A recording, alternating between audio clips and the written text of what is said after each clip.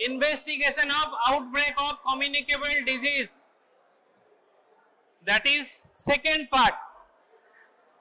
So before starting, we have to look what is communicable disease. এটা হচ্ছে না।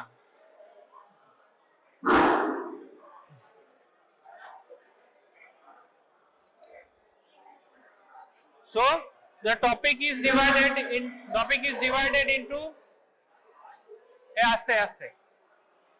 epidemic, endemic, pandemic, and investigation of outbreak of communicable disease. Since this outbreak is epidemic, so epidemic হচ্ছে outbreak. Outbreak investigation দেখার আগে আমাদের যেটা main জানতে হবে সেটা হচ্ছে what is communicable disease. So there are two types of disease. One is communicable disease, another is non-communicable disease. As per definition, communicable disease is those diseases that is transmitted by man to man or man to animal or animal to animal through different routes like environmental routes that may be dust, soil, air, water, food. This illness is specific infectious agent or its toxic products. So either maybe it is by a infectious agent or it may be by a infectious agent's toxic product. Then three definitions are there. One is epidemic, second is endemic, and another one is pandemic. I have kept there another definition, that is sporadic. So let's one by one we have to study them. First is epidemic. Epidemic means upon people. Epi means upon, demos means people. Upon people is epidemic. এই কথা বলিস না, যারা শুনতে চাইছে তাদের শুনতে দেন। The definition হচ্ছে the unusual occurrence in a community or region of disease specific health related behavior. So what is a specific health related behavior? Like smoking, like alcohol intake. That's a specific health related behavior. Or other health related events. আমি আগে ক্লাসে বলেছিলাম যে health related event কোনগুলোকে বলে, like road traffic accident, এগুলো হচ্ছে health related event. Clearly in access of expected occurrence, এইটা হচ্ছে ফুল ডেফিনেশন। এক্সপেক্টেড অকারেন্সের থেকে বেশি যদি কোনো জায়গায় কোনো ডিজিজ হয় বা কোনো হেলথ ইভেন্ট হয় বা কোনো হেলথ রিলেটেড স্টেটস হয়, সেইটা হচ্ছে এপিডেমিক। তাহলে এপিডেমিকে এই যে এক্সপেক্টেড অকারেন্স, এইটা কত জানতে হবে, সেই যে লেভেলটা থাকে বা যে যতগুলো ফ্রিকোয়েন্সি থাকে ডিজিজের, তার থেকে 2 স্ট্যান্ডার্ড ডেভিয়েশন যদি বেশি হয় তাহলে আমি এপিডেমিক বা এন্ডেমিক বলতে পারবো, এপিডেমিক বলতে পারবো। যেমন এই যে বললাম আমি 40 cases of cough and cold, আমি যদি বলি ইনফ্লুয়েঞ্জা এপিডেমিক হয়ে গেছে, আমি লাস্ট 3 ইয়ার্সের এভারেজ করে দেখলাম, তার থেকে 2 স্ট্যান্ডার্ড এরর আমাকে বেশি পেতে হবে। যদি পাই তাহলে 40টা কেস কিন্তু এপিডেমিক বলতে পারবো, তাহলে পারবো না। সিমিলারলি কিছু কিছু এক্সাম্পল আছে, যেমন cholera. Developed country like America cholera case একটাও নেই, ওখানে even a single case of cholera হচ্ছে এপিডেমিক। একটা কেসও যদি কলেরার পাই এপিডেমিক। সিমিলারলি 2011 থেকে পোলিও ইন্ডিয়াতে 0, পোলিও ফ্রি। এখন যদি একটা পোলিও কেসও পাওয়া যায় তাহলেই বলবো যে এপিডেমিক অফ পোলিও ইন্ডিয়াতে, সিঙ্গেল কেস অফ পোলিও যদি পাই। সিমিলারলি কোনো একটা ভিলেজের একটা পাড়াতে ধর একটা ডেঙ্গির কেস হলো, তাহলে একটা ডেঙ্গির case is potential for a epidemic. তাহলে সেই ক্ষেত্রে কিন্তু যদি সেই এরিয়াতে আগে 3 বছরে কোনো ডেঙ্গি কেস না হয়ে থাকে, ওটাকে আমরা এপিডেমিক বলতে পারবো, একটা কেসই। তাহলে মেন যে ডেফিনেশনের পার্ট সেটা হচ্ছে ইউজুয়াল যেটা হয় তার থেকে 2 স্ট্যান্ডার্ড ডেফিনেশন, 2 স্ট্যান্ডার্ড এরর বেশি, clearly in access of expected occurrence, এইটা যোগ করতে হবে এপিডেমিকের ডেফিনেশন। এন্ডেমিক কোনটা? এন্ডেমিক আমি বললাম।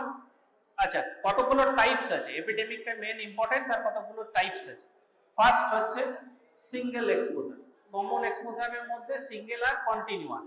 কমন এক্সপোজার লাইক একটা জায়গাতে, ধর একটা মন্দিরে প্রসাদ খেয়ে প্রচুর মানুষ অসুস্থ হয়ে পড়েছে, বা একটা বিয়ে বাড়িতে খাবার খেয়ে প্রচুর মানুষ অসুস্থ হয়ে পড়েছে, তাহলে একটা সিঙ্গেল এক্সপোজার, ওখানে কোনো একটা খাবারে অ্যাকিউট গ্যাস্ট্রোএন্টেরাইটিসের কিছু একটা প্যাথোজেন ছিল, সেইটা খেয়ে সমস্ত মানুষ 40 জন 400 জন মানুষ ইল, তাদের ডায়রিয়া হয়ে গেছে, সেইটা হচ্ছে কমন সোর্সের একটা এক্সাম্পল।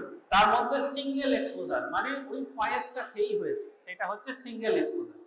সিঙ্গেল এক্সপোজারের কিছু ক্যারেক্টারিস্টিক্স আছে। সিঙ্গেল এক্সপোজারের গ্রাফটা যদি আমরা দেখি, that is starts like a sharp rise and sharp fall, তাহলে একসঙ্গে সব কেসগুলো উঠবে। নরমালি একটা ইন্ডেক্স কেস থাকে, একটা ইনকিউবেশন পিরিয়ড থাকে, আর ওই যে খাবারটা সেটার থেকে সবাই ইনফেক্টেড হয়েছে, তাহলে একটা স্টিপ রাইজ স্টিপ ফল আর বেল শেপেড সিমেট্রিক একটা কার্ভ হওয়ার চান্সেস এক্ষেত্রে বেশি থাকে। এটা হচ্ছে সিঙ্গেল এক্সপোজার।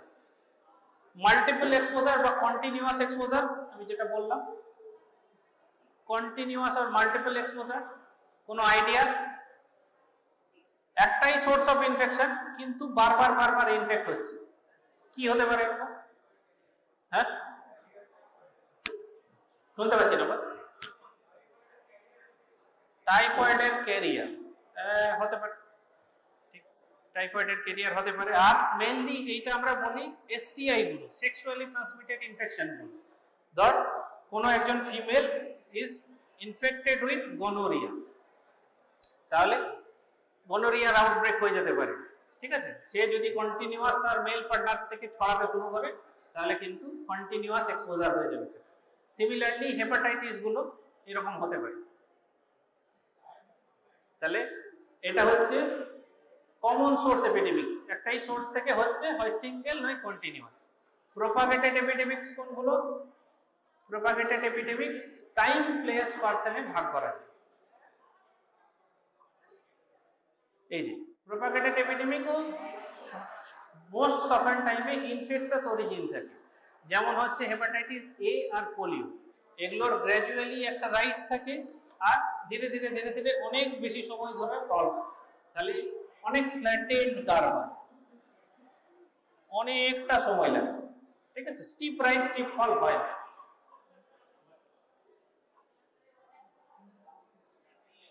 সিজনাল ট্রেন্ড থাকে কিছু কিছু ডিজিজে, যেমন মিজলস, যেমন হচ্ছে ম্যালেরিয়া।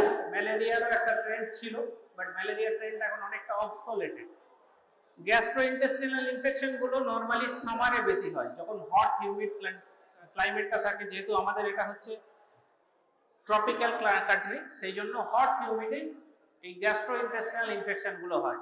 আর্লি স্প্রিং এ দেখ চিকেন পক্স হয়, ভ্যারিসেল আমরা জানি, মিজলস হয় এই সময়টাতে বেশি। কিছু সাইক্লিক্যাল ট্রেন্ড আছে, মানে কিছু ডিজিজ আছে যেগুলো কিছুটা সময় পর পর পর পর পিক নেয়, যেমন ইনফ্লুয়েঞ্জা একটা, যেটা কিন্তু প্রত্যেক বছরে 2 থেকে 3টে অ্যাটাক তার সিজন আছে। একটা হচ্ছে প্রি উইন্টার, একটা হচ্ছে পোস্ট মনসুন, এই দুটো সময়তে ইনফ্লুয়েঞ্জা হওয়ার চান্সেস বেশি থাকে প্রত্যেক বছর। সিমিলারলি যখন এইগুলো খুব বেশি হয়, অ্যান্টিজেনিক শিফট আর অ্যান্টিজেনিক ড্রিফট বলে দুটো জিনিস আছে। এটা ইনফ্লুয়েঞ্জা যখন যদি আমি নিই তখন পড়াবো, যে পড়াবে বলবে। সেই অ্যান্টিজেনিক শিফট আর ড্রিফটের জন্য এভরি 7 to 10 ইয়ার্সে ইনফ্লুয়েঞ্জা প্যান্ডেমিক হয়, মানে গোটা ওয়ার্ল্ড ওয়াইড ইনফ্লুয়েঞ্জার কেস প্রচুর পরিমাণে বেড়ে যায়। এটা কিন্তু 7 to 10 ইয়ার্স পর পর হয়। এরপরে কিছু আছে লং টার্ম ডিজিজ বা সেকুলার ট্রেন্ড বলা হয়, লাইক যেগুলো হচ্ছে cardiovascular disease or diabetes, hypertension, cataract, ঠিক আছে, ডিফনেস, মেইনলি কার্ডিওভাস্কুলার ডিজিজ, এগুলো হচ্ছে লং টার্ম ও সেকুলার ট্রেন্ড। এর মধ্যে একটা জিনিস খুব ক্যারেক্টারিস্টিক, সেটা হচ্ছে এক্ষেত্রে ট্রেন্ডটা সবসময় কিন্তু আপওয়ার্ড লুকিং, মানে ট্রেন্ডের হয়তো কোনো সময় রাইজ এরকম, কোনো সময় এরকম, কোনো সময় এরকম, কোনো সময় এরকম, কিন্তু আপওয়ার্ড রাইজিং, সবগুলোই রাইজিং, কোনোটাই এখনো পর্যন্ত ফলের দিকে যায়নি।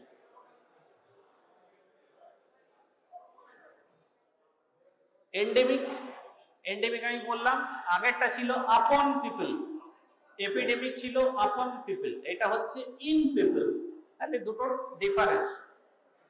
এটা কিন্তু constant presence of A disease or infectious agent within a given geographic area or population without importation from outside, মানে আউটসাইড থেকে আসা চলবে না, একটা কনস্ট্যান্ট জায়গায়, কনস্ট্যান্ট লোকেশনে, কনস্ট্যান্ট পপুলেশনে, যেখানে বাইরে থেকে কেস ইম্পোর্ট হয়নি, এক্সপোর্ট হয়নি, সেখানে যে পরিমাণ প্রেজেন্স এই ডিজিজটার আছে সেটাকে ইউজুয়াল বা এক্সপেক্টেড ফ্রিকোয়েন্সি বলি, সেটাই হচ্ছে এন্ডেমিক।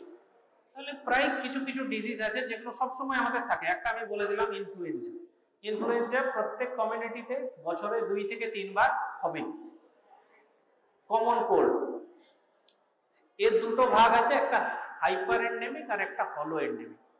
হাইপার এন্ডেমিকটা হাই প্রিভ্যালেন্স আর ইনসিডেন্স থাকে according to all age group, মানে একদম ছোট থেকে বড় সমস্ত মানুষের এই হাইপার এন্ডেমিক যে ডিজিজগুলো আছে সবাইকার থাকবে, ইনসিডেন্স আর প্রিভ্যালেন্স বেশি। হলো এন্ডেমিক হচ্ছে অনলি বাচ্চাদের থাকবে, চাইল্ডদের থাকবে, বড়দের থাকবে না অতটা। স্পোরাডিক আমি বললাম, স্পোরাডিক মানে হ্যাপাজার্ড, মানে no connection with each other. হঠাৎ হঠাৎ করে কিছু কিছু জায়গায় এখন যদি শুনতে পাস যে ওখানে 4টে কোভিড কেস হয়েছে গুজরাটে, তারপর শুনতে পেলাম কেরালাতে হয়তো 6টা কোভিড কেস হয়েছে, আসামে শুনতে পেলাম 3টে, মণিপুরে 2টো। এগুলো হচ্ছে স্পোরাডিক, একটার সঙ্গে আরেকটা লিঙ্ক নেই, এপিডেমিওলজিক্যাল লিঙ্ক নেই। তাহলে চাইনা থেকে এসছে আমরা বলতে পারবো না, বাইরে থেকে ট্রাভেল করে এসছে সেটাও বলতে পারবো না, একে অন্যের সঙ্গে সাক্ষাৎ হয়েছিল ট্রান্সমিট করেছে বলতে পারবো না। তাহলে স্পোরাডিকটা হচ্ছে haphazard, scattered about, irregular, time to time, generally ইনফ্রিকুয়েন্টলি এটা হতে থাকে। তাহলে এই মুহূর্তে কোভিড ইনফেকশনটা কিন্তু স্পোরাডিক হয়ে আছে। আর কি কি আছে এরকম? Polio, tetanus, herpes zoster, meningococcal meningitis, mainly এইগুলো কিন্তু স্পোরাডিক ডিজিজ, মানে আরেকটার সঙ্গে আরেকটা সেভাবে এপিডেমিওলজিক্যাল লিঙ্ক নেই। Pandemic, it is a large scale or very large scale epidemic. Pan means upon the whole world. তাহলে রিসেন্ট প্যান্ডেমিক তোমরা সবাই জানিস কোভিড। প্যান্ডেমিক হচ্ছে একটা কন্টিনেন্ট, একটা স্টেট, অ্যাট লিস্ট একটা বড় জায়গা জুড়ে প্যান্ডেমিক। কি কি প্যান্ডেমিক হয়েছে? ইনফ্লুয়েঞ্জা প্যান্ডেমিক হয়েছে 1918, 1957 এ, কলেরা এন্টার হয়েছে 1962, and acute hemorrhagic conjunctivitis 1971, 81, 2020, 21, 22 COVID-19 এগুলো প্যান্ডেমিক। তাহলে 3টে definition: epidemic, endemic, pandemic. Epidemic means the unusual occurrence of a disease clearly in excess of usual occurrence. Endemic মানে usual occurrence, sporadic মানে haphazard, আর pandemic মানে through the whole world or at least a continent, wide geographic area.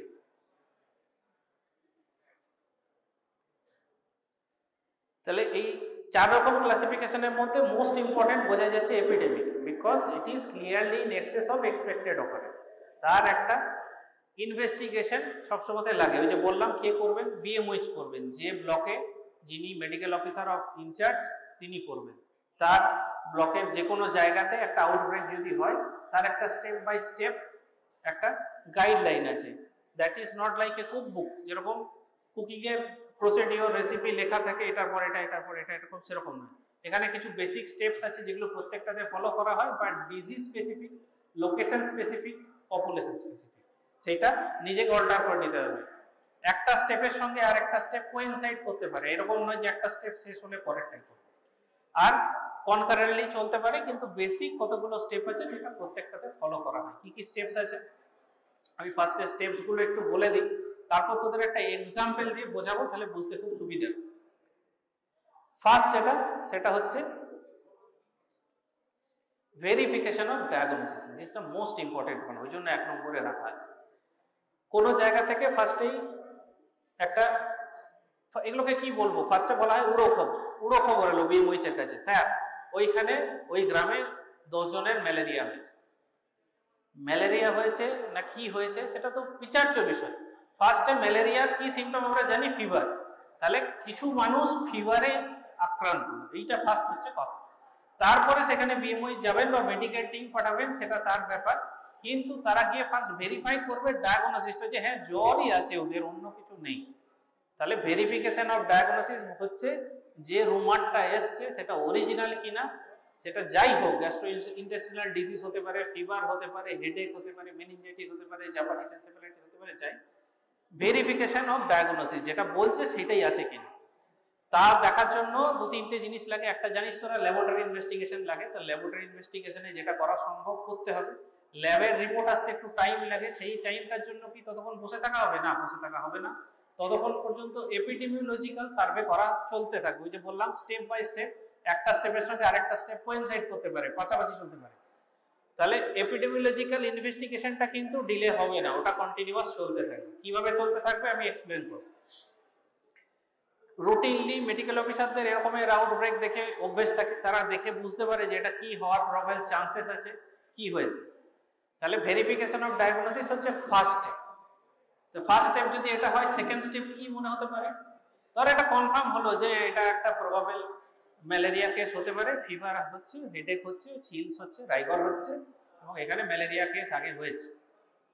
Second কি হতে পারে? Second যেটা করব, আমি কি বলেছি, যেটা আউটব্রেক ইনভেস্টিগেশন করছি, তাহলে এই ব্যাপারটা আদৌ আউটব্রেক কিনা আমাকে দেখতে হবে। তাহলে সেকেন্ড যেটা, সেটা হচ্ছে confirmation of existence of an epidemic. এটা আদৌ এপিডেমিক অর আউটব্রেক সেটা কনফার্ম করতে হবে। আমি আমার সমস্ত টিম ওখানে পাঠিয়ে দেবো, সব রিসোর্স লাগিয়ে দেবো, তার আগে দেখতে হবে তো ওটা এপিডেমিক কিনা। এপিডেমিকের ডেফিনেশনে আমি বলেছি, ইট ইজ দ্য এক্সপেক্টেড অকারেন্সের থেকে 2 স্ট্যান্ডার্ড এরর বেশি, তাই তো? তাহলে আগেকার 3 বছরের ওই ব্লকে কতগুলো করে ফিভার কেস ছিল সেটা দেখতে হবে। দেখে যদি মনে হয় না তার থেকে বেশি হচ্ছে, তবে আমি বলতে পারি যে হ্যাঁ একটা আউটব্রেক হয়েছে ফিভারে। যদি দেখি না সেমই আসছে, তাহলে তো আউটব্রেক নয়। তাহলে আমি সেই পার্সনগুলোকে ডেকে নেবো যে হ্যাঁ ওদের নিয়ে আসুন হসপিটালে, ওদের চিকিৎসার ব্যবস্থা। দেখ, ন্যাচারাল ল্যান্ডমার্ক গুলো বাউন্ডারিজ অফ ইউজ হয়, ইচ অ্যান্ড এভরি ডুয়েলিং, মানে যতগুলো বাড়ি আছে ইচ অ্যান্ড এভরি বাড়ি নাম্বারিং করা হয়। ওই এরিয়াতে যত বাড়ি, 500 বাড়ি থাকলে 500, 1000 থাকলে 1000, 2000 থাকলে 2000, 10,000 থাকলে 10,000। তাহলে সমস্ত ডুয়েলিং গুলোকে নাম্বারিং করা হয়, ইচ অ্যান্ড এভরি। আর ন্যাচারাল ল্যান্ডমার্ক যেগুলো আছে সেগুলো ওখানে লোকেট করতে হবে। ন্যাচারাল রিসোর্সেস যা আছে, যদি কোনো পুকুর থাকে, পন্ড থাকে, ওয়েল থাকে, স্কুল থাকে, কোনো পোল্ট্রি ফার্ম থাকে, সবগুলো ওখানে লোকেট করতে হবে। তো ফার্স্টে হচ্ছে obtaining A map of the area. Map পেয়ে যাওয়ার পর সেকেন্ড আমি যেটা করব সেটা হচ্ছে কাউন্টিং দ্য পপুলেশন। ওখানে পপুলেশনটা এজ আর সেক্স ওয়াইজ ডিস্ট্রিবিউট করে নেবো। আমি যেখানে বাড়ির হিসেব জানছি যে কতগুলো বাড়ি আছে, 1000, 2000, 10,000, প্রত্যেক বাড়িতে কত মেম্বার থাকে এবং তারা মেল না ফিমেল, কত এজ, এটা পুরোটা বার করে নেবো, এজ আর sex. For this purpose, lay health workers is sufficient numbers may be employed. তাহলে এই যে বললাম আমাকে এতগুলো হেলথ ওয়ার্কার ওখানে নামাতে হবে, 500 বা 200 হেলথ ওয়ার্কার নামাতে হবে, তাদেরকে তো কস্ট দিতে হবে, সেই কস্ট তো গভর্নমেন্ট বিয়ার করছে। তাহলে সেই জন্য এটা আগে এপিডেমিক কিনা আমাকে সিওর হতে হবে, তারপরেই আমি এতগুলো লোককে এমপ্লয় করবো যে হ্যাঁ তোমরা বাড়ি বাড়ি যাবে, বাড়ির নাম্বারিং করবে, প্রত্যেকটা বাড়িতে পুরো ইনফো নেবে যে কতজন আছে, কে মেল কে ফিমেল, তার এজ কত। কাউন্টিং করে ফেললাম, কাউন্টিং করার পরে কি করব, মেডিকেল সার্ভে করব কনকারেন্টলি। এটাও কিন্তু সাথে সাথে চলছে। তাহলে একটা টিম সমস্ত কাউন্টিং গুলো করছে, বাড়ির নাম্বার দিচ্ছে আর ওই ডেটাটা নিচ্ছে, তার সঙ্গে মেডিকেল টিম কি করছে, মেডিকেল সার্ভে করছে ডিফাইন্ড এরিয়াতে to identify the all cases including those who have not thought medical care. তাহলে আমরা জানতে পেরেছিলাম কি জন্য, কিছু মানুষ জন নিয়ে দেখাতে এসেছিল, সেই জন্য জানতে পেরেছিলাম, পুরো খবরটা এসেছিল। and those possibly exposed to risk। তাহলে এরপরে আমরা প্রত্যেকটা বাড়ি বাড়ি গিয়ে দেখব যে কারা এক্সপোজ ছিল ওই জ্বরের জন্য, ওই মানুষগুলোর সঙ্গে মিশেছে আর মেডিকেল কেয়ারে আসেনি। এরপরে একটা এপিডেমিওলজিক্যাল কেস শিট বানাতে হবে। এই এপিডেমিওলজিক্যাল কেস শিটটা হচ্ছে একদম ডিটেকটিভদের যেরকম স্টেপ বাই স্টেপ অ্যাপ্রোচ থাকে সেরকম, পুরো ডেটাটা এখান থেকে বেরোবে। এর মধ্যে কি কি থাকে, name, age, sex, occupation, social class, travel, history of previous exposure, time of onset of disease, sign symptom, personal contact at home, work, school or other places, special events like parties attended, foods eaten, exposure to common vehicles such as water, food, milk, visits out of the community, history of receiving injection or blood product, attendance at large gathering। তাহলে একটা total history এর মধ্যে চলে আসছে। এটা কিন্তু disease specific, আমি বারবার বলছি, যে ডিজিজ হয়েছে সেই রিলেটেড যদি কিছু ডেটা লাগে সেই রিলেটেড কোশ্চেনিয়ার তৈরি হবে। এগুলো ইন জেনারেল ফরম্যাট তার সঙ্গে থাকে। যেমন ধর আমি যদি কোভিড এর কথাই বলি, ট্রাভেল হিস্ট্রিটা লাগবে, প্রিভিয়াস এক্সপোজার লাগবে, টাইম অফ অনসেট লাগবে, সাইন সিমটম তো লাগবেই, পার্সোনাল কন্ট্যাক্ট লাগবে সমস্ত জায়গায়। আচ্ছা, যদি কোনো জিআই ট্র্যাক্টের ইনফেকশন হয় তাহলে special event such as parties attended এটা লাগবে, ফুড ইটেন কিছু খেয়েছিল কিনা, কোনো কমন এক্সপোজার আছে কিনা এটা লাগবে। কেন এতগুলো জিনিস লাগবে, কেন কমন ভেহিকেলস গুলো লাগবে আইডেন্টিফাই কেন করতে হবে? স্বাভাবিক মেজারমেন্ট নিতে হবে। আমি শুধু জেনে নিলাম যে একটা এজি হয়েছে, এজি আউটব্রেক হয়েছে, ডায়রিয়া আউটব্রেক হয়েছে, জেনে তো আমার লাভ নেই, ওটাকে তো কন্ট্রোল করতে হবে। সার্চিং ফর মোর কেসেস মানে আমি হাউস টু হাউস ভিজিট করছি, house to house medical survey করছি, হাউস টু হাউস প্রত্যেকটা ঘরের এজ, সেক্স আর এতগুলো ডেটা নিচ্ছি, কিন্তু না, মিসড কেস থাকতে পারে, সেই মুহূর্তে বাড়িতে নেই। প্লাস স্কুল, ওয়ার্ক প্লেসে, ফ্যামিলিতে, নেবারহুড, যে কোনো জায়গাতে অন্য কারোর সঙ্গে তার মিক্সচার হয়েছিল, যদি কমিউনিকেবল ডিজিজ হয়, যদি এয়ারবোন ট্রান্সমিশন হয় তাহলে হতে পারে, যেমন কোভিডে হয়েছিল, শুধুমাত্র খাবার থেকে আসবে এমন তো নাও হতে পারে। এই জন্য মিসড কেসগুলো এড়ানোর জন্য সার্চিং ফর মোর কেসেস। তাহলে প্রত্যেকটা মানুষকে জিজ্ঞাসা করা যে এমন কোনো মানুষের সঙ্গে মিশেছিলেন যার সঙ্গে আপনার অনেকক্ষণ কন্ট্যাক্ট হয়েছিল বা এটা ছড়ানোর সম্ভাবনা আছে। ডেটা অ্যানালাইসিসের জন্য অনেকগুলো সফটওয়্যার ইউজ করা হয়, মেনলি এসপিএসএস আছে, আর সফটওয়্যার আছে। নর্মালি সফটওয়্যার ইউজ না করলেও হয়ে যায়। তোরা স্ট্যাটিস্টিক যখন পড়বি দেখবি কাই স্কোয়ার টেস্ট আছে, বেশ কিছু স্ট্যাটিস্টিক্যাল টেস্ট আছে, এগুলো অনগোয়িং। আমি যখন ওই এপিডেমিওলজিক্যাল কেস শিটে ডেটাগুলো ভরছি তার সঙ্গে ডেটাগুলো ওই টেস্টটা পারফর্ম করা হচ্ছে। তাহলে if the disease agent is known, the characteristics of time, place, person may be rearranged into agent host environment. কি করে known হতে পারে? সাপোজ এটা একটা গ্যাস্ট্রোইন্টেস্টাইনাল ইনফেকশন, খাবার 6 ঘন্টার মধ্যে তার সবাইকার পেটের সমস্যা বা পেট খারাপ বা পেন অ্যাবডোমেন যাই হোক শুরু হয়ে গেছে, নসে, ভমিটিং সব শুরু হয়ে গেছে। তাহলে 6 ঘন্টার মধ্যে শুরু হয়েছে মানে এটিওলজিক্যাল এজেন্টগুলো আমি ক্লাসিফাই করে নিচ্ছি, এগুলো হতে পারে। 6 ঘন্টার পর শুরু হয়েছে মানে সেটাও ক্লাসিফাই করতে পারছি, এগুলো হতে পারে। 24 ঘন্টা পর শুরু হয়েছে সেটাও ক্লাসিফাই করতে পারছি। সেই জন্য এপিডেমিওলজিক্যাল কেস শিটের ডেটাগুলো ইম্পর্টেন্ট। ফর্মুলেশন অফ হাইপোথিসিসটা কি জিনিস? কোনো আইডিয়া আছে হাইপোথিসিস কি জিনিস? হাইপোথিসিস মানে হচ্ছে যে কোনো বায়োমেডিক্যাল রিসার্চ বা যে কোনো রিসার্চ, আমি যেহেতু মেডিকেলের ক্লাস নিচ্ছি তাহলে বায়োমেডিক্যাল রিসার্চই বলছি। বায়োমেডিক্যাল রিসার্চের একটা টাইটেল থাকে যে তুই কি নিয়ে রিসার্চ করছিস, সেই রিসার্চে তুই একটা কোশ্চেন অ্যারাইজ করছিস, suppose smoking is injurious to health. এই কথাটা কেউ দৈববাণী করে দেয়নি তো, আকাশ থেকে এসেছিল তারপর আমি বললাম যে smoking is injurious to health, না, আমি বলতেই পারি স্মোকিং ইজ নট ইনজুরিয়াস।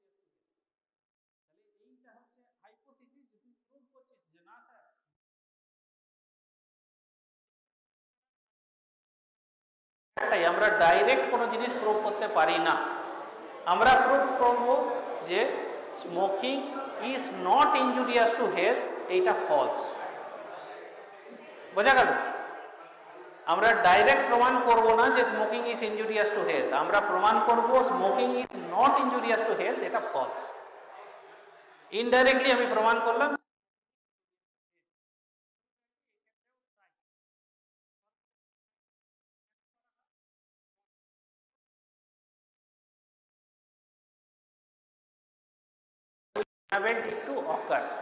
তাহলে একটা অ্যাকিউট গ্যাস্ট্রোএন্টেরাইটিস হয়েছে, তুই 4 রকমের ডিজিজ এজেন্ট বললি যেগুলো এগুলো দিয়ে হয়েছে, তুই ডিজিজটাকে আইসোলেট করতে পারলি না, যে স্ট্যাপ অরিয়াস দিয়ে হয়েছে বার করতে পারলি না, তো কি করবি? বাকিগুলো দিয়ে হয়নি তুই প্রমাণ করবি, তাহলে স্ট্যাপ অরিয়াস দিয়ে হয়েছে।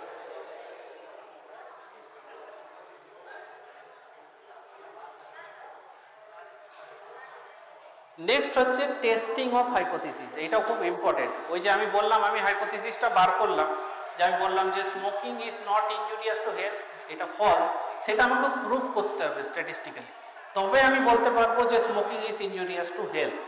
তো সেই রকম এখানে ওই এপিডেমিওলজিক্যাল কেস শিট থেকেই প্রুভ করা হয় যে বাকিগুলো দিয়ে হয়নি, কিন্তু এটা একটা এপিডেমিক, এটা প্রবাবল কজ হচ্ছে step aureus.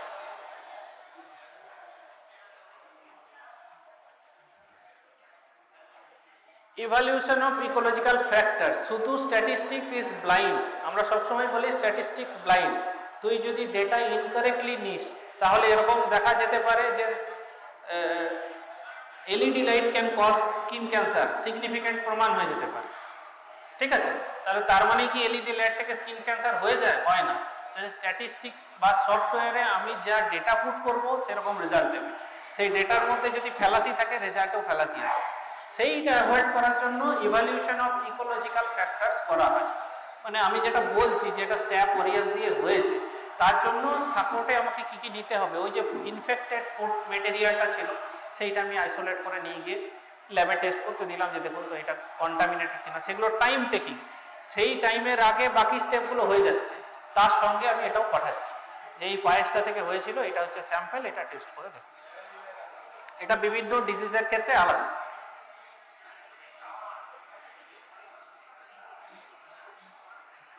Further investigation of population at risk, এইটা করা হয় মেইনলি প্রায়োরিটাইজ করার জন্য, যে আরেকবার একটা এপিডেমিক হলে আরেকবার এপিডেমিক হওয়ার চান্সেস যাতে না থেকে যায়, যাতে ইমিউনিটিটা বুস্ট করা যায়, যাতে হার্ড ইমিউনিটি ইমপ্ল্যান্ট করা যায়, সেই জন্য ফার্দার ইনভেস্টিগেশনটা করা হয়। এইখানে একটা কথা আছে হার্ড ইমিউনিটি। তো what is hard immunity? Hard immunity মানে কি? হার্ড ইমিউনিটি মিনস হচ্ছে সাপোজ আমরা যে পোলিও ভ্যাকসিন দিচ্ছি, live vaccine, oral polio drop খাচ্ছে, সেই ওরাল পোলিও খেলে সেই পোলিও ভাইরাসের জন্য ভ্যাকসিন রিলেটেড পোলিও মাইলাইটিস হতে পারে। পারে তো? খুব চান্সেস কম, কিন্তু পারে। সেই জন্য আমরা ইনঅ্যাক্টিভেটেড পোলিও ইনজেকশনও দিই। সেইটাতে ওই ভ্যাকসিন রিলেটেড যে পোলিও ডিজিজটা সেইটা হওয়ার চান্সেসটা কমে যায়। তো এইভাবে যখন একটা বাচ্চাকে আমরা পোলিও খাওয়াই, সেই বাচ্চাটা স্টুল দিয়ে ওই ভ্যাকসিনের অ্যান্টিবডিগুলো বেরোচ্ছে। বেরিয়ে কোথায় যাচ্ছে? ড্রেনে যাচ্ছে, সুয়েজ সিস্টেমে যাচ্ছে। সুয়েজ সিস্টেমে যখন যাচ্ছে সেখানে যত জায়গায় পোলিও ভাইরাস আছে সেগুলোকে নিউট্রালাইজ করছে। তাহলে একটা গ্রুপ অফ পিপল, ধর এইখানে যতগুলো বাচ্চা আছে, আমি ধরে নিচ্ছি এরা বাচ্চা পোলিও খেয়েছে, তার মধ্যে 100 জনের মধ্যে 98 জন খেয়েছে, 2 জন খায়নি, খাওয়াতে পারিনি যে কোনো কারণে। তো ওই 98 জন খাওয়ার জন্য বাকি 2 জন প্রোটেক্টেড হয়ে গেল, এইটাকে হার্ড ইমিউনিটি বলে। তাহলে একটা এটা ডিজিজের থেকে জন্য আলাদা হয়, প্রত্যেক ডিজিজে আলাদা হয়। মিজলসের জন্য এত% বাচ্চাকে যদি আমি ইমিউনাইজ করে দিতে পারি, বাকি বাচ্চারাও প্রোটেক্টেড হয়ে যাবে। এইটাকে হার্ড ইমিউনিটি বলে, মানে কিছু পার্সেন্টেজ অফ বাচ্চার ইমিউনিটি অন্য বাচ্চাগুলোকে প্রোটেক্ট করে। নেক্সট হচ্ছে রিপোর্ট রাইটিং। এটা পুরো সামারাইজ করে কি ফাইন্ডিংস সেটা এখানে লেখা। তো এই পুরো যে স্টেপসগুলো, এটা আমি একটা এক্সাম্পল দিয়ে তোদের বলবো, তাহলে বুঝতে খুব সুবিধা হবে। ধর একদম ফার্স্ট স্টেপ আমাদের যেটা ছিল সেটা হচ্ছে ভেরিফিকেশন অফ ডায়াগনোসিস। একদিন সকালবেলা ঘুম থেকে উঠে দেখলি তোদের ফেসবুকের যে গ্রুপ আছে একটা নোটিশ এলো, নোটিফিকেশন এলো যে তোদের একটা বন্ধুদের বিয়ে বাড়ি ছিল, প্রায় 1000 মতো ইনভাইটেড ছিল। সেখানে একটা বন্ধু পোস্ট করেছে যে আমার প্রচন্ড পরিমাণে পেটে ক্র্যাম্প হচ্ছে আর লুজ টুল হচ্ছে। পোস্ট করো, পোস্টটা দেখে ইগনোর করলি যে এরকম তো হতেই পারে। তারপরে আবার সারাদিনে 3-4 ঘন্টার মধ্যে আবার দেখলি 10 থেকে 15টা রকম নোটিফিকেশন হয়েছে। বাকি যারা ওখানে উপস্থিত ছিল, প্রেজেন্ট ছিল, অনেকেই পোস্ট করেছে যে হ্যাঁ আমারও সিমিলার তাই হচ্ছে, আমারও সিমিলার তাই হচ্ছে। এইটা দেখার পর সাপোজ তোদের মধ্যে একজন তখন বিএমআই হয়ে গেছে, সে এটা তাহলে ফার্স্টেই ডায়াগনোসিসটা ভেরিফাই করবে। ফোনে ভেরিফাই হবে না, পার্সোনালি গিয়ে করতে হবে। তাহলে গিয়ে ফার্স্টে যারা ওখানে পোস্ট করেছিল তাদেরকে জিজ্ঞাসা করলি গিয়ে যে হ্যাঁ তোরা যে বলেছিস পেটে ক্র্যাম্প হচ্ছে, পেন হচ্ছে, ধর সবাই তো আর মেডিকোস নয় ওখানে যে 1000টা বন্ধু ছিল। তাহলে জিজ্ঞাসা করলি যে তোদের কি হয়েছে, এক্সাক্ট প্রবলেমটা বল। এক্সাক্ট প্রবলেমটা প্রথমে গিয়ে দেখলি যে হ্যাঁ কারো আগে থেকেই পেট ব্যথা ছিল, কারো অ্যাপেন্ডিসাইটিস হয়েছে, কারো গলব্লাডারে স্টোন আছে, তার জন্য একটা হেভি মিল খাওয়ার জন্য পেন হয়েছে। তাহলে ওখানেই ডায়াগনোসিসটা ভেরিফাই হলো না যে না এটা কোনো এপিডেমিক নয়, জাস্ট এ কোইন্সিডেন্টাল ম্যাটার। তাহলে সেক্ষেত্রে বাদ হয়ে গেল। যদি দেখিস না সবাই বলছে যে না আমার ইয়ে হচ্ছে, লুজ টুল হচ্ছে, তার সঙ্গে ভমিটিং হয়েছে 7 বার করে, তাহলে তুই একটা লিখে রাখতে শুরু করলি যে হ্যাঁ আমার কালকে এখানে 1000% ইনভাইটেড ছিল, তার মধ্যে 10 জনের এরকম হয়ে গেছে। এরপরে কি করবি তুই, ম্যাচ করাবি কি করে? ওই যে বললাম আউটব্রেকের জন্য আগে 2-3টে হিসেব ম্যাচ করাতে হয়, যে ওই জায়গায় ওই এরিয়াতে আগে হয়েছিল কিনা, সেটা ম্যাচ করানোর এখানে উপায় কি? অনেকগুলো উপায় আছে। এক হচ্ছে যে পার্সেন্টগুলো এরকম লুজ টুল হচ্ছে, ভমিটিং হচ্ছে, তাদের জিজ্ঞাসা করবি যে তোমাদের কি যে কোনো জায়গায় নেমন্তন্ন খাওয়ার পরে এরকম হয়? যদি বলে না হয় না, তারপরে ওই যে ক্যাটারার যেখান থেকে রান্না করেছিল তাদের সম্পর্কে খোঁজ নিলি, যে তোমরা যেখানে রান্না করো সেখানে কি এরকম হয়? হয়তো একটা দুটো ইনসিডেন্ট খোঁজ পেলি যে হ্যাঁ এরকম পেটের প্রবলেম হয়, তাহলে বুঝতে পারলি যে এটা একটা এজি আউটব্রেক হতে পারে। সেকেন্ড কাজ হচ্ছে ডায়াগনোসিস যখনই হয়ে গেল যে হ্যাঁ এটা একটা এজি, তারপরে তুই ভেরিফাই করবি যে 10 জন হয়েছে, এটা আরো বাড়তে পারে, তাহলে confirmation of existence of A diagnosis, মানে একটা এপিডেমিক আছে তার কনফার্মেশন তোর কাছে চলবে। কনফার্ম যেই হয়ে গেল, কনফার্ম করার পরে তুই যেটা করবি সেটা হচ্ছে পপুলেশন এট রিস্ক। তাহলে ওখানে পপুলেশন এট রিস্ক ফার্স্টে কারা? যে 1000% ইনভাইটেড ছিল তারা সবাইকার যে পার্টি থ্রো করেছিলেন তার কাছ থেকে সবাইকার নাম, ফোন নাম্বার, ডিটেলস নিয়ে নিলি, কত এজ, কে কে খেতে এসেছিল, তার সঙ্গে কে ছিল, বাচ্চা কত ছিল, বয়স্ক মানুষ কত ছিল, লিস্ট বানিয়ে দিলি। তাহলে 1000 মানুষের লিস্ট তৈরি হয়ে গেল। নেক্সট কি করবি? কাউন্টিং দ্য পপুলেশন, কাউন্ট করে ফেললি ওখান থেকে, এজ সেক্স করে ফেললি।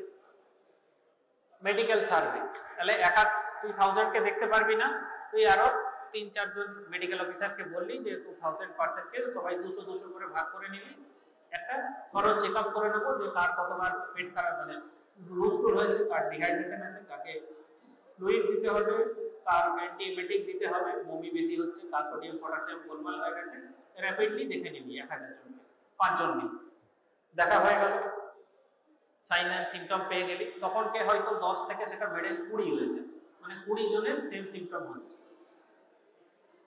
নেক্সট হচ্ছে এপিডেমিওলজিক্যাল কেস শীট। এটা কিভাবে বানাবি? এটা বানানোর জন্য তোকে মাথাতে আইডিয়া রাখতে হবে যে এটা একটা কমন সোর্স এপিডেমিক, তাহলে একটা কোনো ফুড আইটেম থেকে হয়েছে, তাহলে তোকে সমস্ত ফুড আইটেম কি কি ছিল সেটা লিস্ট বানাতে হবে। সেই লিস্ট বানানোর পর দেখতে হবে সেই ফুড আইটেম, সবগুলো ফুড আইটেম সবাই খায়নি, খেয়েছে কোনটা খায়নি, তাহলে প্রত্যেকটা ফুড আইটেমের এগেইনস্টে প্রত্যেকের নাম বসাতে হবে যে কে কোনটা খেয়েছে কোনটা। তারপরে প্রত্যেকটা ফুড আইটেম দিয়ে আর ডিজিজ দিয়ে তোকে স্ট্যাটিস্টিক্যাল টেস্ট করাতে হবে যে কোন ফুড আইটেমগুলো খাওয়ার জন্য হওয়ার চান্সেস স্ট্যাটিস্টিক্যালি বেশি। সার্চিং ফর মোর কেসেস, এখানে মোর কেসেস কোনটা? আমি তো বলেছি যে 1000 জন ইনভাইটেড ছিল, তোরা 1000 জনের দেখে নিয়েছিস, 1000 জন না, 1000 জনের পরে আরো কিছু দেখতে হবে, ওখানে যারা খাবার সার্ভ করেছে তারা ইনক্লুডেড কিনা, তারা ওই খাবার খেয়েছে কিনা। নেক্সট দেখবি ওখানে যারা কেয়ারটেকার ছিল তারা ইনভাইটেড, মানে ওইটাতে ইনভলভ কিনা। তারপরে দেখলি যে খাবার বেঁচে গেছিল সেই খাবার ওরা ফেরত নিয়ে গেছে কিনা, সেইগুলো কেউ খেয়েছে কিনা, তাদের মধ্যে কেউ ডিজিজড কিনা। তাহলে ডিজিজ মানে কারো এই সিমটম গুলো শুরু হয়ে গেছে, তাহলে সার্চিং ফর মোর কেসেস ওখান থেকে পেয়ে যাবি। ধর আরো সাপোজ আরো 20 জনের বেরোবে। ডেটা অ্যানালিসিস আমি কি বললাম? প্রত্যেকটা ফুড যা আইটেম যা ছিল তার সঙ্গে সাইন অ্যান্ড সিমটম বা ডিজিজ ডেভেলপ করেছে, প্রত্যেকটা ম্যাচ করে করে স্ট্যাটিস্টিক্যাল সিগনিফিকেন্ট কিনা দেখতে হবে। দেখা গেল 4টে ফুড আইটেমের সঙ্গে স্ট্যাটিস্টিক্যালি সিগনিফিকেন্ট আসছে, একটা হচ্ছে স্যালাড, একটা হচ্ছে রায়তা, একটা হচ্ছে মিট, মানে যে মিটই থাক মিট, আর একটা হচ্ছে আইসক্রিম। 4টে ফুড আইটেম পেল, স্যালাড, রায়তা, মিট আর আইসক্রিম। তাহলে এরপরে তোকে হয় 4টেই ইনফেক্টেড নয় যে কোনো একটা ইনফেক্টেড এখান থেকে বার করতে হবে। কিভাবে বার করবি এটা? নেক্সট আসছে ফর্মুলেশন অফ হাইপোথিসিস। তাহলে এখানে 4টে হাইপোথিসিস তোর বেরোলো। তুই বললি the positive food item is salad, আরেকজন বললো পজিটিভ ইজ মিট, আরেকজন বললো পজিটিভ ইজ রায়তা, আরেকজন বললো পজিটিভ ইজ আইসক্রিম। এরপরে যেটা সেটা হচ্ছে টেস্টিং অফ হাইপোথিসিস। এই টেস্টিং অফ হাইপোথিসিসটা কি? ওর মধ্যে কোনটা বেশি স্ট্যাটিস্টিক্যালি সিগনিফিকেন্ট এলো সেটা দেখতে হবে। তো আইসক্রিম খেয়ে সবচেয়ে কম, মানে কম লোকের ডিজিজ সাইন অ্যান্ড সিমটমটা হয়েছে, সবচেয়ে বেশি হয়েছে স্যালাড। তাহলে এখান থেকে তুই বুঝতে পারবি প্রবাবল অফ স্যালাড হওয়ার চান্সেস সবচেয়ে বেশি।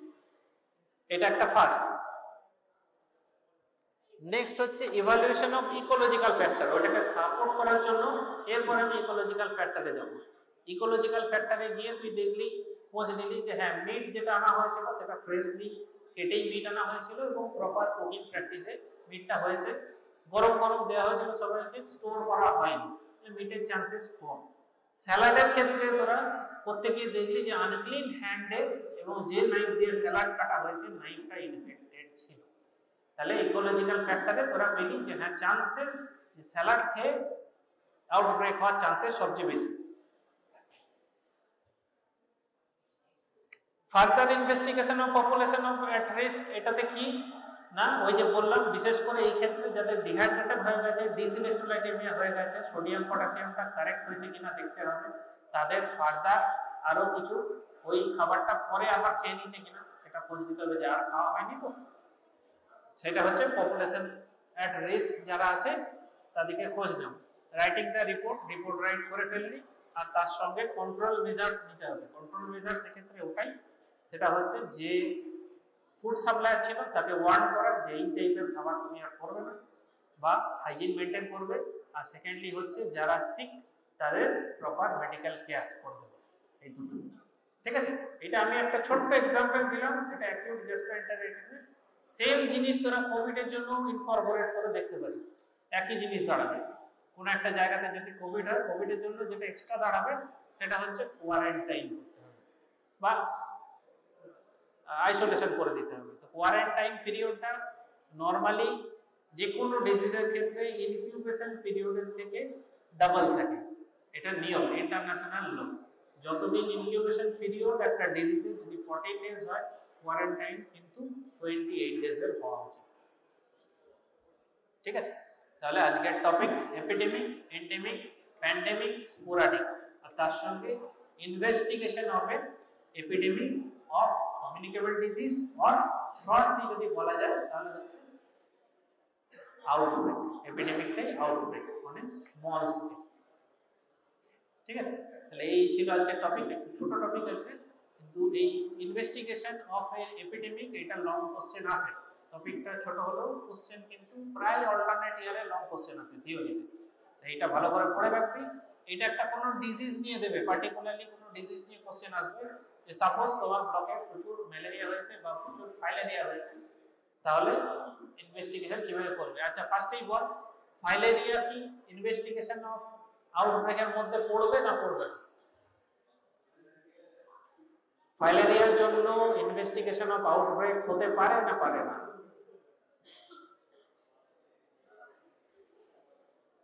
ম্যালেরিয়ার জন্য হতে পারে, ডেঙ্গির জন্য হতে পারে, কিন্তু ফাইলেরিয়ার জন্য হতে পারে? কি মনে হয়, ফাইলেরিয়াতে কেউ মারা গেছে শুনেছিস? মারা যায় না, এটা একটা কারণ। সেকেন্ড হচ্ছে ফাইলেরিয়া ডেভেলপ করার যেটা মেন সাইন আমরা কি করে বলি, তার এলিফ্যান্টিয়াসিস, তাই তো, এটাকে বাংলায় গোদ বলে। এলিফ্যান্টিয়াসিস হতে কত সময় লাগে? Years, more than years. তাহলে কোনো আউটব্রেক ইনভেস্টিগেশন ইয়ার্স ধরে কি হবে? হবে না।